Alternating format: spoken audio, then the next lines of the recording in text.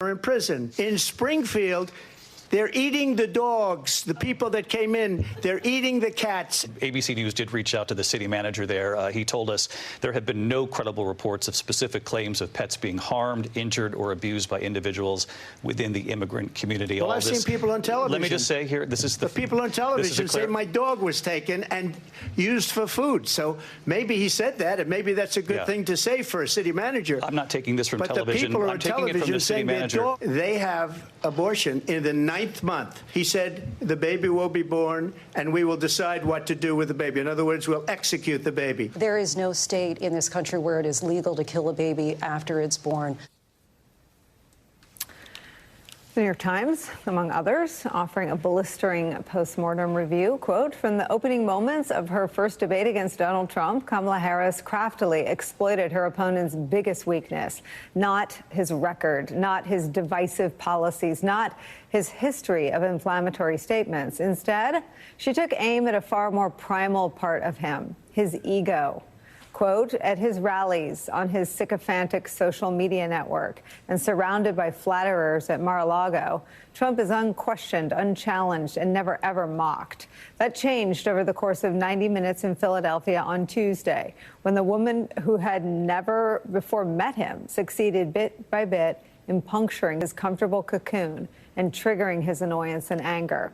Today, less than 12 hours after they walked off the debate stage, Vice President Kamala Harris and Donald Trump met again under very different, very solemn circumstances. This time it was at Ground Zero here in New York City, shaking hands again before a memorial service marking the 23rd anniversary of the terrorist attacks on September 11th.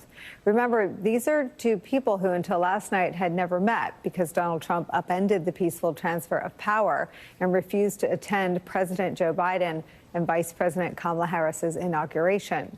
And now, in less than 24 hours, they've come face to face twice.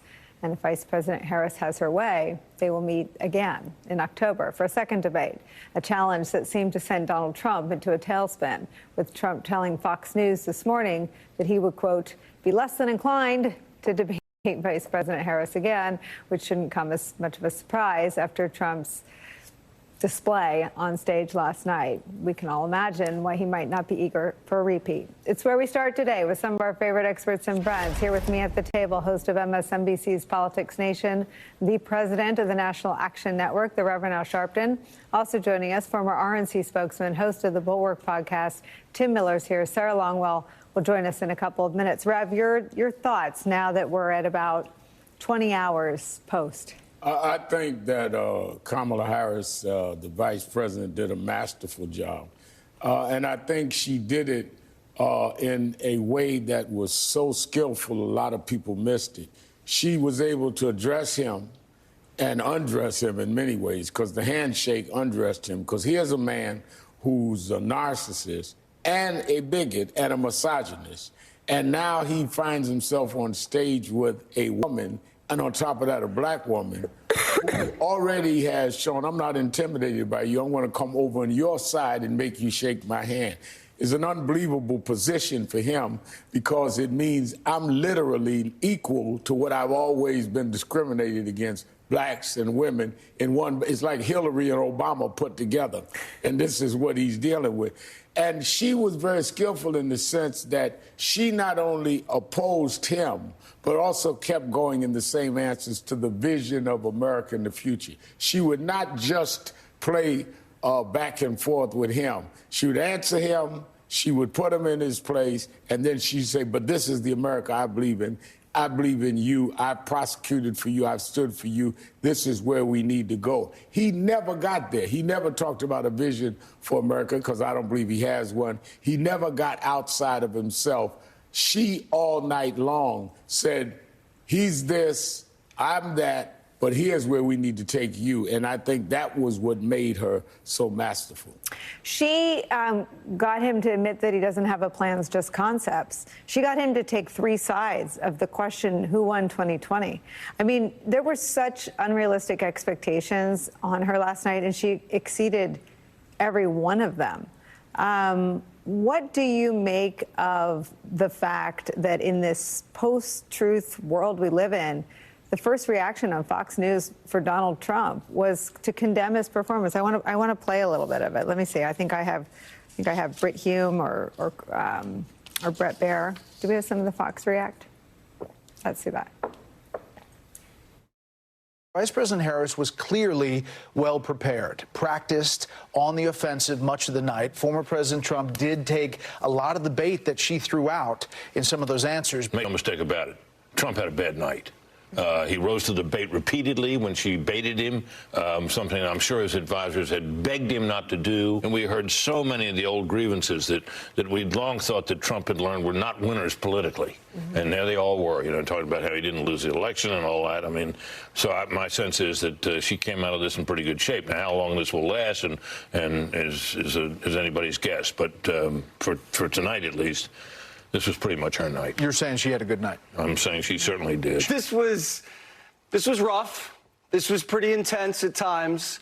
She started off shaky. She regained her footing. You watch this thing, if you're a Democrat, you're like, oh, she did a great job. She was much more forceful than Joe Biden. If you're a Republican, you look at this and you're like, that's Donald Trump. He had some moments where you were like, oh, my God, where are we going with this? Did Donald Trump miss a few opportunities? Absolutely. I mean, the bar is so low, but that counts as like a major truth-telling moment for Fox News, right? No, it was a major truth-telling moment, and the reality is that for you to admit the obvious, for us to have to classify it as an amazing moment shows you how it's news that they actually told the truth for a minute. I mean, how do you rationalize a man standing up there in public on national television saying that Haitians are eating cats and dogs? And the objective moderator said, we talked to the city manager who said there is no reports of any of that. I saw it on television. This man was president of the United States and asking to be president again. I mean, this is stuff you get from kids coming home from kindergarten that had read a bad comic book. And Tim, I played that Fox sound because this is a performance by both of them from which neither can run or hide, right? Yes. If you watched Kamala Harris on Fox News and you thought she was pretty good, but let's see if I can obtain a permission structure from the anchors there to continue to not believe my eyes and ears, it wasn't available last night. And if you were on the fence, all 8 of you, you can trust that what you saw is what everybody saw. It feels like an important watershed moment in American politics. Yeah, it was a rout. Like Kamala Harris said, one of her best lines, one of my favorite lines, was that, Vladimir Putin knows that he can eat you for lunch, talking about Trump. Kamala Harris ate him for lunch last night and ate him for dinner and ate him for dessert, and she's eating him for breakfast this morning. He just got annihilated. In the spin, you were showing the Fox clips. In the spin room last night, I was in Philly, and I was walking around because unfortunately I know some of these people, the surrogates that were there for Trump, and talking to them. And I asked one question to several of them over and over. What do you think was his best moment? Like, what do you think was the best answer that he gave last night? These guys couldn't come up with anything. Like Corey Lewandowski literally was like, there were so many good answers. And this guy David Boss, who used to be at Citizens United, said, "You really put me on the spot here."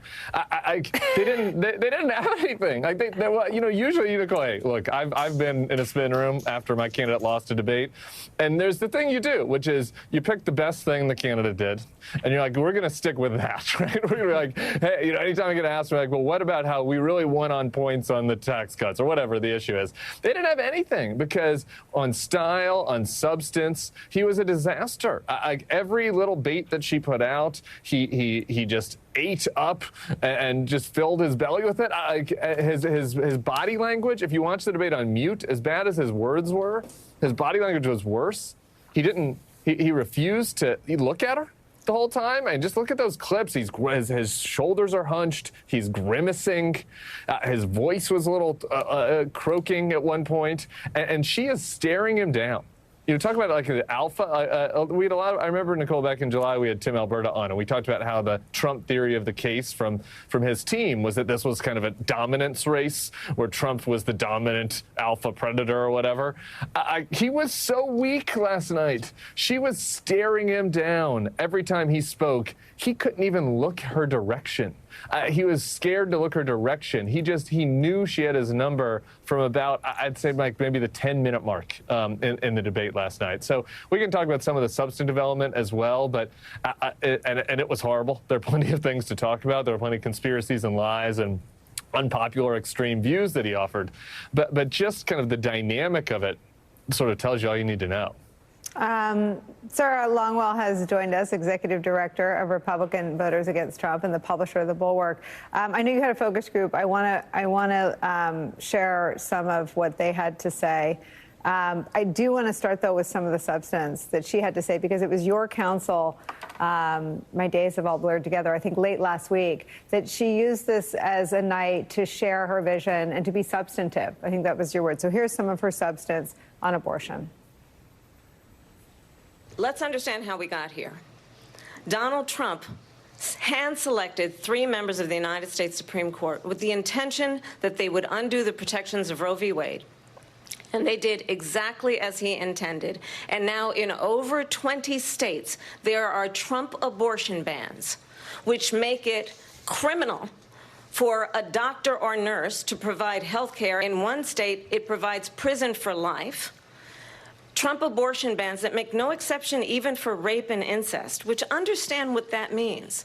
A survivor of a crime of violation to their body does not have the right to make a decision about what happens to their body next. That is immoral.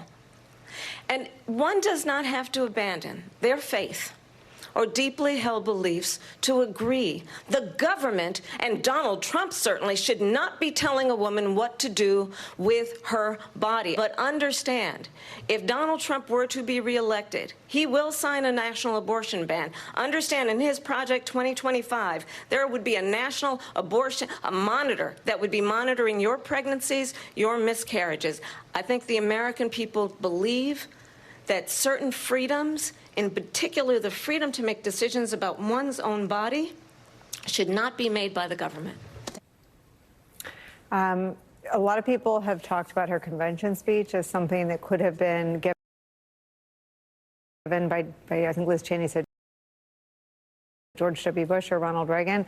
Her answer on reproductive health care has a libertarian strain to it. I mean, she's putting herself in the middle of sort of American thought on this issue and pushing Donald Trump where he belongs, way out on the extremes. What did you think of that?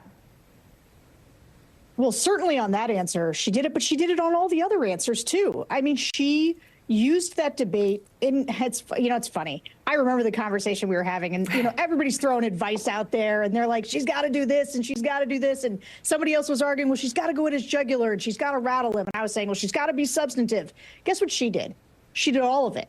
Yeah. She moved to the center. She was substantive. She did get under his skin. I